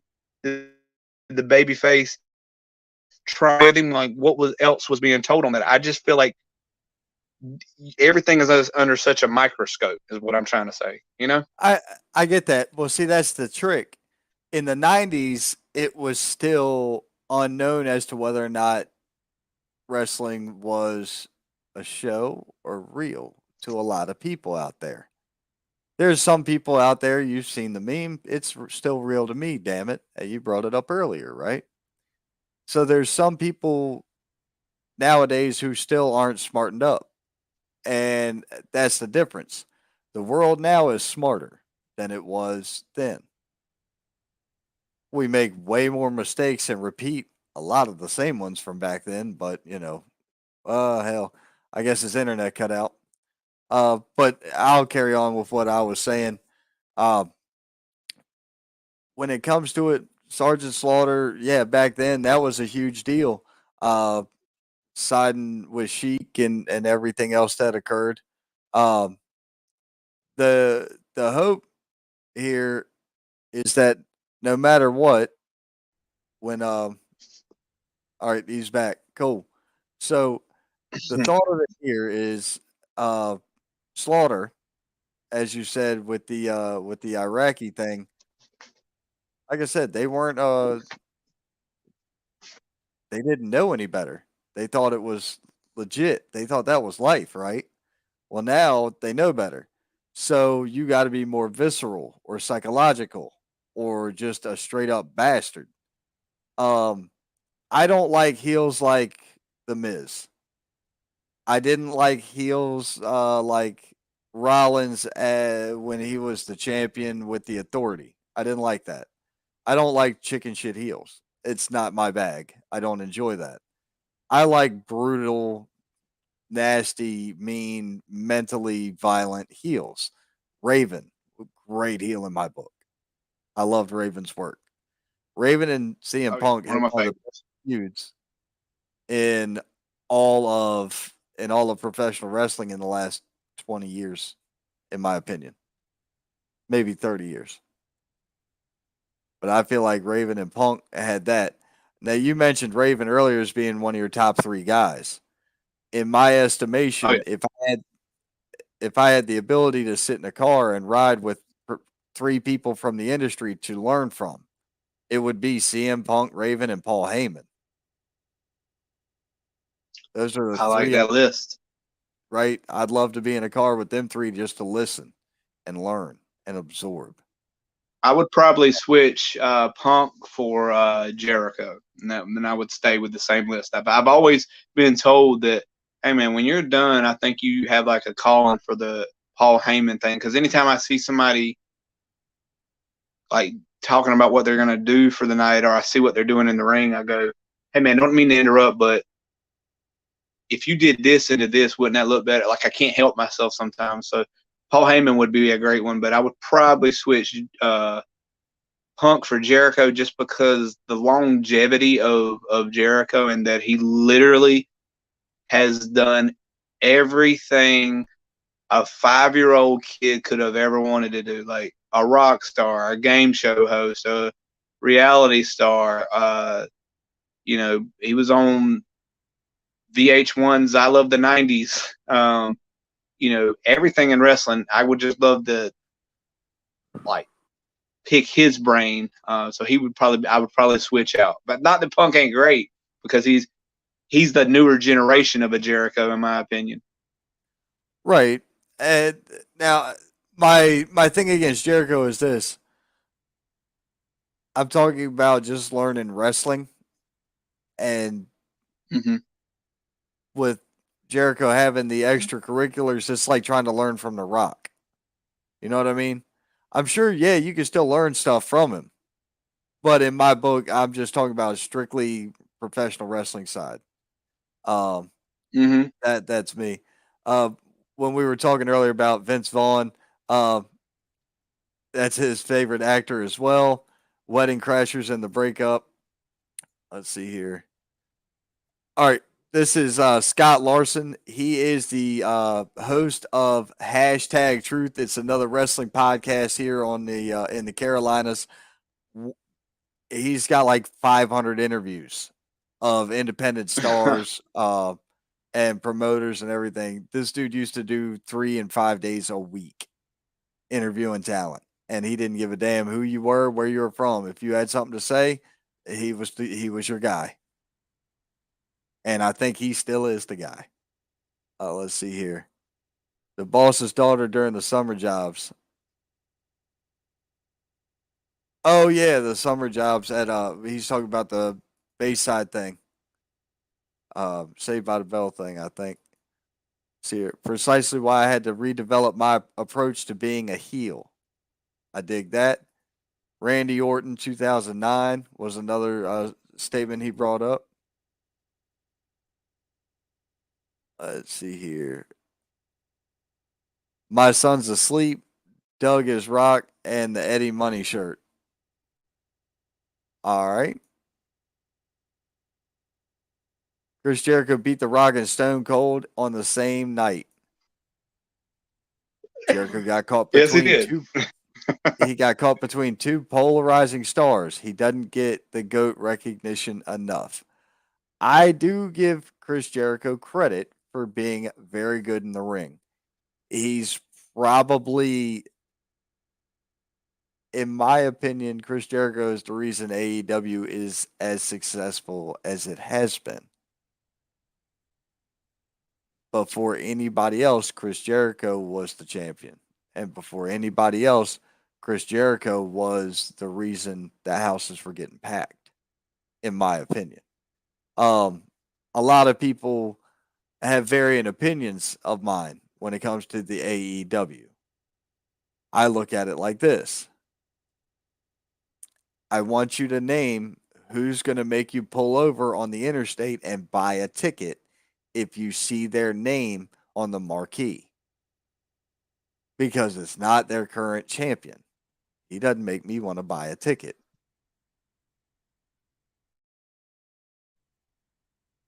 He froze up again. Damn it. What is this? Amateur hour? I had this last time. Who was that interview? Not Brino, but it was another interview I did a couple weeks ago. And the person kept locking up on me. Oh, you're back. Okay. Can you hear me? He's trying to adjust his settings.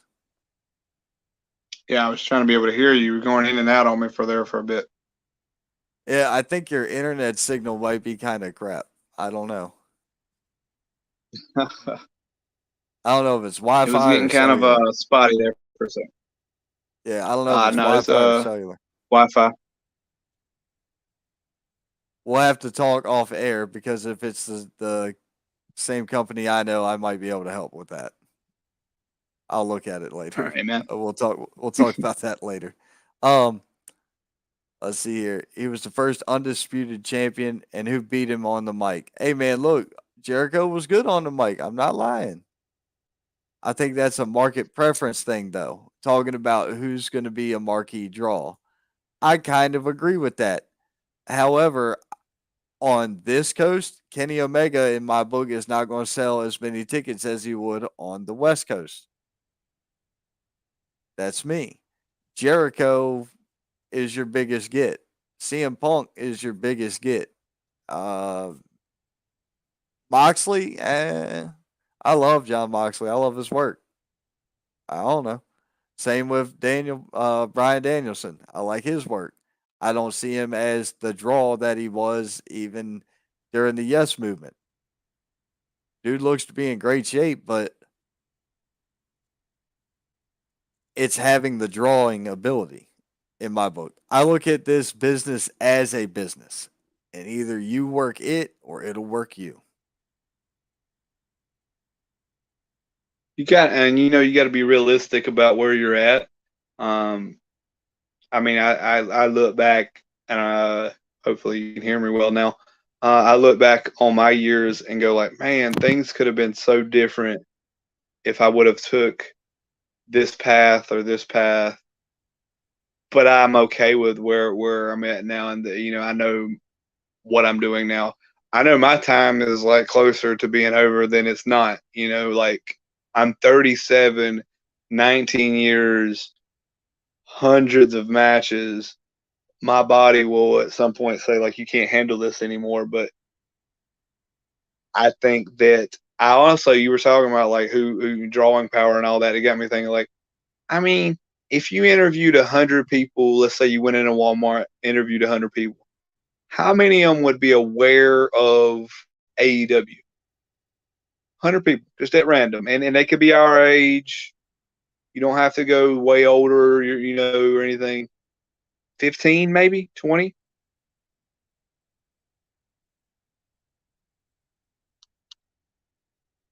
I was going to say 7 to 12, but yeah. Yeah, and that's where we're at. Al Snow used to say that ECW was a great place, but they like catered to such a small niche audience because. But that anytime I ever ran shows, I never ran for the 22-year-old, the 24-year-old. I ran to get a family of five in because now they're going to buy concessions. Now they're more likely to buy, my workers' shirts and get to the gimmick tables because the dad's going to be like, all right, here, grab you an 8x10. That 22-year-old is probably like I was and is, smirky about the product and is going to, be kind of a D-bag about it. And he probably won tickets off the radio and he ain't going to buy nothing. And sometimes I think we cater to that demographic that ain't really putting in the actual money, the actual how we could earn a good second income at this. I have said that repeatedly on my show because everybody always harks about the key market demographic for wrestling. And I'm like, y'all are out of your mind. I would take guys and ladies my age because they've got the money to go buy all the crap in the world, and they're probably not coming alone. I agree 110% with your statement, big time. Well, But I mean, that's the trick. We were talking about running shows, and you just brought up the fact that you've ran shows. One thing I told somebody was, I said, I have a better idea. Take a poster, or write 10 names down on a sheet of paper. And I don't care who it is, make it legends, make it former WWE stars, make it whoever. Wander around that Walmart. First one to get to 10 is the one you're going to hire. First one to get to 10, meaning the first person who says, "Oh, yeah, I know them. I know them. I know who that is." Would you pay to see Mhm. them? Yes. Click. Would you pay to see them? Click. When you get to 10, that's the one you're going to hire because that's who people are going to know. And Walmart, I you said don't just ask women, or ask the men, you ask everybody.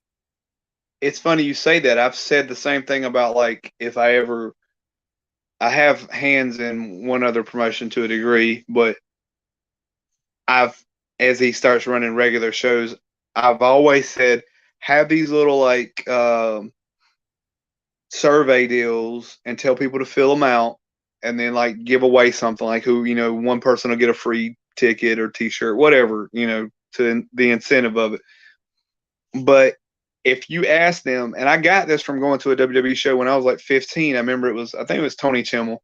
He was going around asking everybody how they what match did you like, what match did you not, and I remember him writing down like viewpoints. This is just a house show of what people thought about this match or this match, just little but if you handed every fan and said, hey guys, on your way out, if you don't mind, or during intermission, please fill out our little form and let us know how you thought about the show. And if one part says Johnny Romano, the pop star, what did you think of him? And they go, who? It might be time to reevaluate whether Johnny Romano is an asset to your company. That's why I, kind of marketed my character, because I come out to pop music. I come out to Spice Girls or Britney Spears or New Kids or Backstreet Boys. Because I'll tell you why. Like right now, I'm coming out to a Britney Spears song where it's just a mix of everything. And I tell you why. It's a mashup. Within 30 seconds, you hear every one of her hits. And in a TikTok world, that's enough for everybody to go, oh, yeah. Yep, I know that one. And even the 15-year-old is starting to become new again. She's relevant. A lot of people, I know you need to have custom made music, especially if you're going to be on, internet TV and internet pay-per-views. I get that. However, I also get that my music is going to be identifiable once they hear whatever. If they hear, tell you what I want, what I really, really want, whatever it is, they've linked on to me. Because Ray Lloyd Glacier taught me one thing. You have to be 2 words. Just 2 words. Be memorable. They just got to remember who you are. They're not going to remember on these indie shows, especially, how great of a wrestling match, how many reversals from an armbar to a headlock to a wrist lock. They don't care. They're going to care how you made them feel. That's something you can't take away. That's something they can really come back to. And that's what I strive to do. I've always strived, especially as a babyface, to my matches to resemble Rocky Balboa movie. My favorite Rocky Balboa movie, I know people don't like this one, was actual Rocky Balboa, the one where he's older. Yeah, And I like that one. when you go back and watch it, like I would love, hit me up and give me your feedback. I identify that of how a perfect wrestling match should be. Even the whole movie, not Oh, just the match, but the match the itself. whole movie, He's getting, the yeah, restaurant and everything. Yeah, all of it. Oh, exactly. I It's love the heat, movie. I watch it whenever it's on TV. yeah, heat. A little bit of like, all right, hey, I'm standing up for myself. That's your false hope. That's that little bit of like, all right, stay in the fight. And then when you actually watch the match, he's getting his ass beat. He's getting his ass beat. And just when the crowd has had enough, he gets 1 or 2 punches in, but then he's right back down. That to me identifies wrestling, and that's how I try to. When people say, "Hey man, what's your comeback?" I don't die. I don't have like this weird like every time I wrestle like You don't anybody Hulk up. under anybody under 26 has this. No offense, I love you guys. I love all my wrestling brothers and sisters, but this long orchestrate it, and I'm all about calling stuff in the back. That's fine. You kind of need to have a staple of what you're doing in today's world. I get it. But when you make it so contrived, and my brain is like, okay, I wasn't in position for this because you moved too quick for this. Just keep going. You got guys that'll get in the back. They go, oh man, you messed up my comeback. I'm like, because you called 48 intricate things for a comeback instead of just selling up for me after I missed the big move. Just that's all I'm doing. I always think of Ric Flair and Shawn Michaels, or Ric Flair. I mean, Shawn Michaels and Undertaker. Either one, both great matches. Those WrestleMania matches. Oh When yeah. Ric Flair is pulling himself up on Shawn. So when somebody said, "What's your comeback?" I showed them that. I said, "That's it." He's like, "Well, what do you mean? What move is that?" I was like, "It's not a move. I don't. Just bump. We'll come into something. Boom, boom, boom." But I was like, "But that's my comeback. My comeback is not dying." That's my Rocky Johnson told me that. I asked him one time. I said, "Hey, sir, did you watch my match?" And he said, "It's all right, kid." And I was so devastated. I was like, "This is Rocky Johnson, man." I mean, I go, "Well, what was wrong with it?" He's like, "In a fight, you're hurt, not dead. You sold and you just laid there." Always, I'm trying to pull myself up. I'm always trying to, like, I look at one little kid and I try to get them into it. To me, that's the art form of what we do. And it's a lot of what's missing. Like, do all the crazy moves you want to. I guarantee you they're going to remember the Spice Girl guy because I'm going to be dancing and having a good time. And then you'll probably, I'll take your Mikey, I'll do like Mikey Whipwreck. I'll take the ass whooping, but the fact that win, lose, or draw, I still got up. I won them over right there. They're going to remember Right. who I am. Now, just this is just a public service announcement in general. Um, Mm-hmm. I try my best to keep politics and religion and shit like that off my show. So, Right. in the comments section, um, guys, it is what it is. Nothing personal, but I don't. You want to talk politics? We can talk outside on the phone, or we can talk over here over a beer, and that's how we do this. I don't talk politics on air. Um, I've sent people to therapy. I have caused marriage counseling over politics. I don't want to do this anymore. Well, I don't. did I Yeah, miss no, something? Did no, I miss no, something? no. You didn't. I deleted it. I delete if there are certain things that I will not air. It's all good, bro. You ain't got to apologize. You're cool. I got no problem with it, dude. I don't You're even know what I missed. Now I'm curious, man. exact.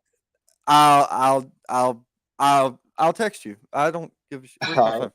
But the reality is, I just don't put this stuff on my. I don't put this shit on my platform because that's not what I'm about. Um,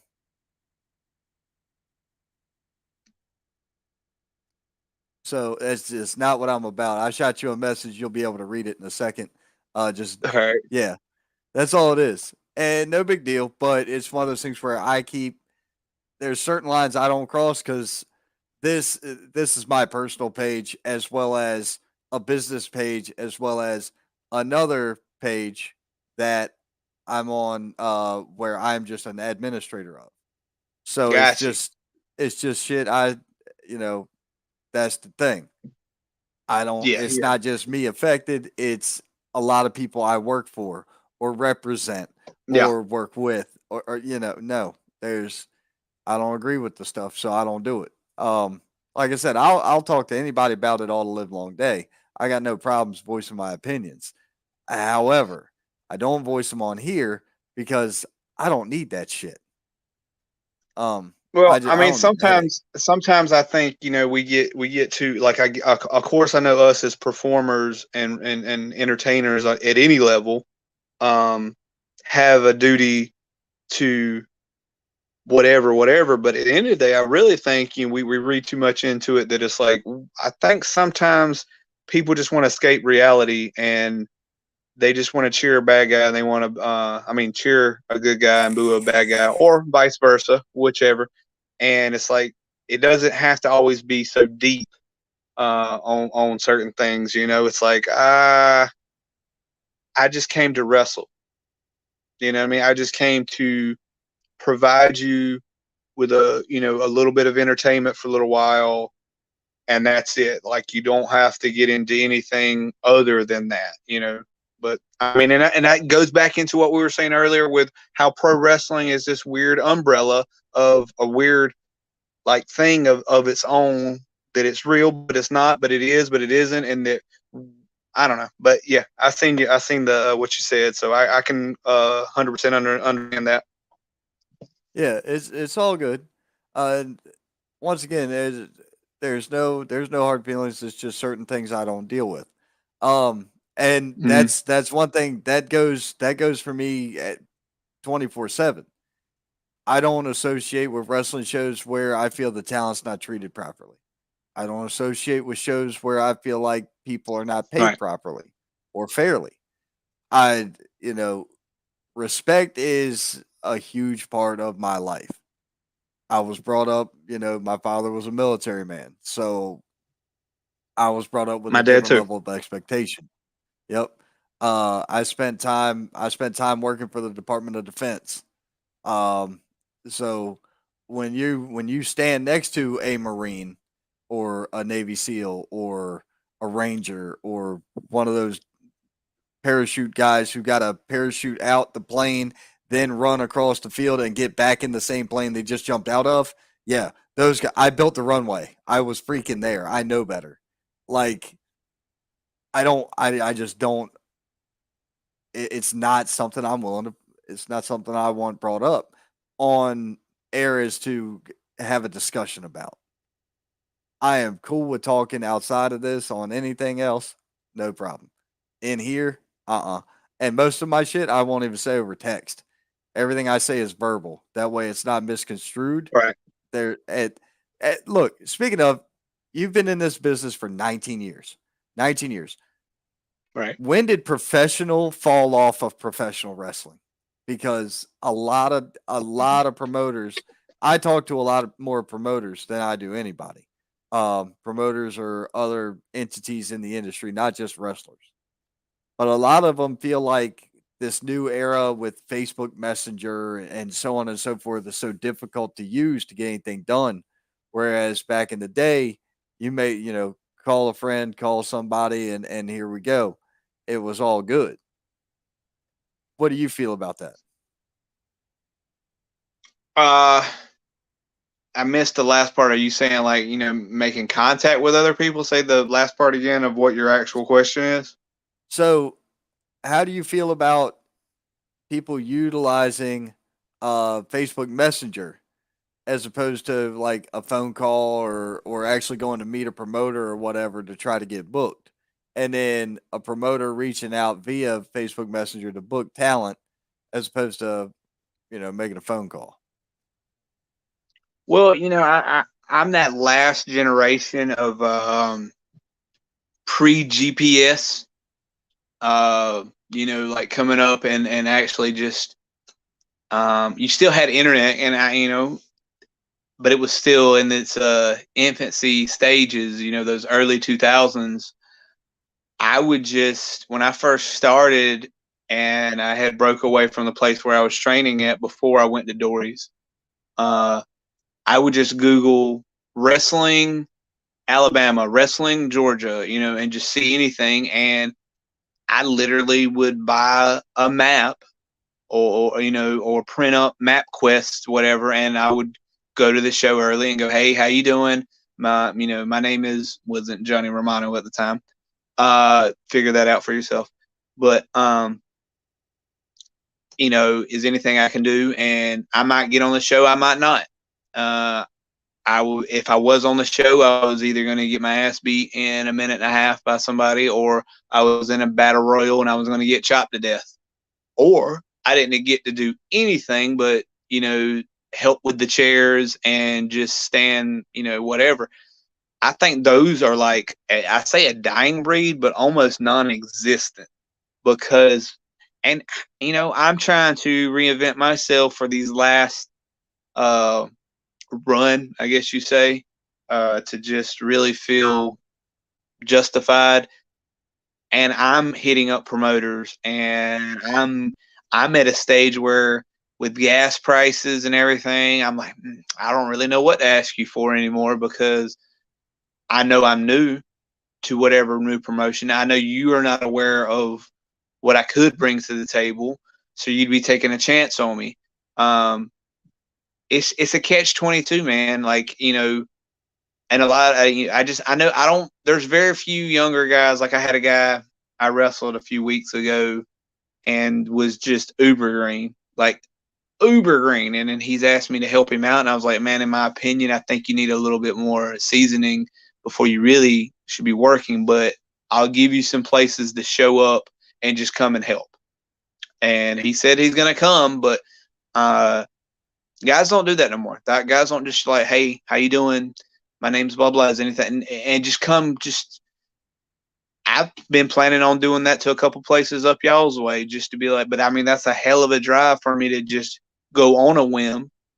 Um, but yeah, it's just a catch 22. And then I don't honestly, when you're hitting up people, and especially if you have any set of time under your belt, you send a professional message and you send some links. I have a resume. I say, here's my resume, and you just get left on red. You're like, well, hell, man, you can, I mean, at least just say we can't use you right now. So it's the whole system is flawed, on how you get booked nowadays. And there's still the buddy system, Yeah. that's a lot of it too. Well, you know, when when we see each other next weekend, because like I said, I'll be at the Momocon as well. Atlanta, Georgia, 4 days, comic books, gaming, uh, cosplay, anime, and professional wrestling. There's gonna be 300,000 people in this joint. It's It, crazy, man. it's stupid to think about that many people. You trust me when I tell you, you won't be able to miss me.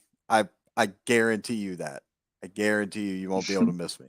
Um, it's it's wild, dude. Uh, I am really excited to check it out. I'm looking forward to the matches on Saturday. Yeah, man, I'm going to Atlanta. Wesley was asking. He said, "You're going to Atlanta?" Yeah, man, I'm going to Atlanta. I told you I got to go on the road here. Um, I'm going to Atlanta. I'm going to North Carolina this weekend. But we'll talk about some promoters and shows up this way that you may want to check into, or just shows to see if you're in the region, because they're worth seeing. Uh, there's a good handful of shows up this way. Uh, let's see here. We were talking about vets, and he said, "Yeah, my father's a vet and a preacher. He's 78 years old, dude. That's awesome. Thank your dad for his service, for from me. I appreciate that." Um, yeah, let's see. You got a $300 plane voucher, and so you got a plane voucher, dude. I don't know if that'll get you to Atlanta and back from Norfolk, Virginia, but I don't see why not. It's got to be a 15-minute flight. It's really not that far. It's it's what, 2 good hours from Maryland to Florida, so it can't be that far. It's 2.5, 3 hours. Man, come on to Atlanta, dude. We'll be in Atlanta for this Comic Con. It's going to be a badass show. I will be there Saturday. Is 1 day only for the Saint. I'm not taking off no extra time from work. I'm not doing nothing extra. I'm just gonna be there hanging out Saturday doing the show. That's it. Um, that's how I'm rolling in and out of there. Oh man. He said I could drive it in 8 hours. He'd love to meet Johnny. Hey man, look, that's how stuff Hey, goes, man, dude. I'd love to meet you. But at any rate, brother, man, we went almost 2 hours. So I'm going to Yeah, I was let you asking go. you. I said, "Hey, man, how long do you think it's gonna last?" And you're like, "Man, about 45 minutes to an hour." Here we are at 2 hours. Well, it happens. So a couple of people who are tuned in will tell you I'm probably the Iron Man of podcasts, because I will go 3.5 or 4 and not think anything of it. I've Me done it. either, man. I mean, I'm sure my It's wife is like, "You said 45 minutes," but so well. But it's all Yeah, it's dude, all good. it's I enjoy talking wrestling, man. So definitely, definitely. Yes, it's been that long. It's 1 hour, 52 minutes, and 48 seconds right now. So yes, sir. it's all about, man. Look, you said we love the sport. It's all about the love of the game, man. And in this case, the game is professional wrestling, and Momocon is the arena. Yes, So sir. Brino, I'll see you next Saturday, man. you know, you may see him before then. You never know what's going to Okay. happen. Okay. So we'll just put it that way. But I have a feeling. I have a feeling because Brino's, like I said, Brino and I are traveling to a show up north this weekend, up in North Carolina. I have a feeling he's going to have plenty to say on the 2 hour car ride to where we're going. And after that, it may happen. Man, Johnny Romano just dropped straight out. He was like, "Yeah, it's time to go to bed." Um, Man, yeah, send me a message, brother. We'll figure something out. Either way, ladies and gentlemen, thank you guys all for tuning in. Uh, the show has been a blast as always. Thank you all for the comments. We cracked over 100 comments both nights. Um, so it's there's a lot of different moving pieces parts right now, man. There's just a lot of good stuff going on. Keep your eyes on the screen, and I promise you're going to see us rocking someplace new all the time. Either way, ladies and gentlemen, thank you all so much for tuning in. Uh, it's been real. It's been fun. Hell, it's been real fun. Thank you, Johnny Romano, for tuning in or for joining me. I greatly appreciate it. Uh, we will be on Sunday live from the Wrestling Extravaganza in Salisbury, North Carolina. Uh, just be sure you got your headphones on because it's probably going to be loud as hell. Thank you guys again for having me in your homes or on your private device or hiding under a blanket because you don't want anybody to know you're watching me. Um, it's okay. We figured it out. Uh, Thanks again for tuning in. Have a great evening, everybody.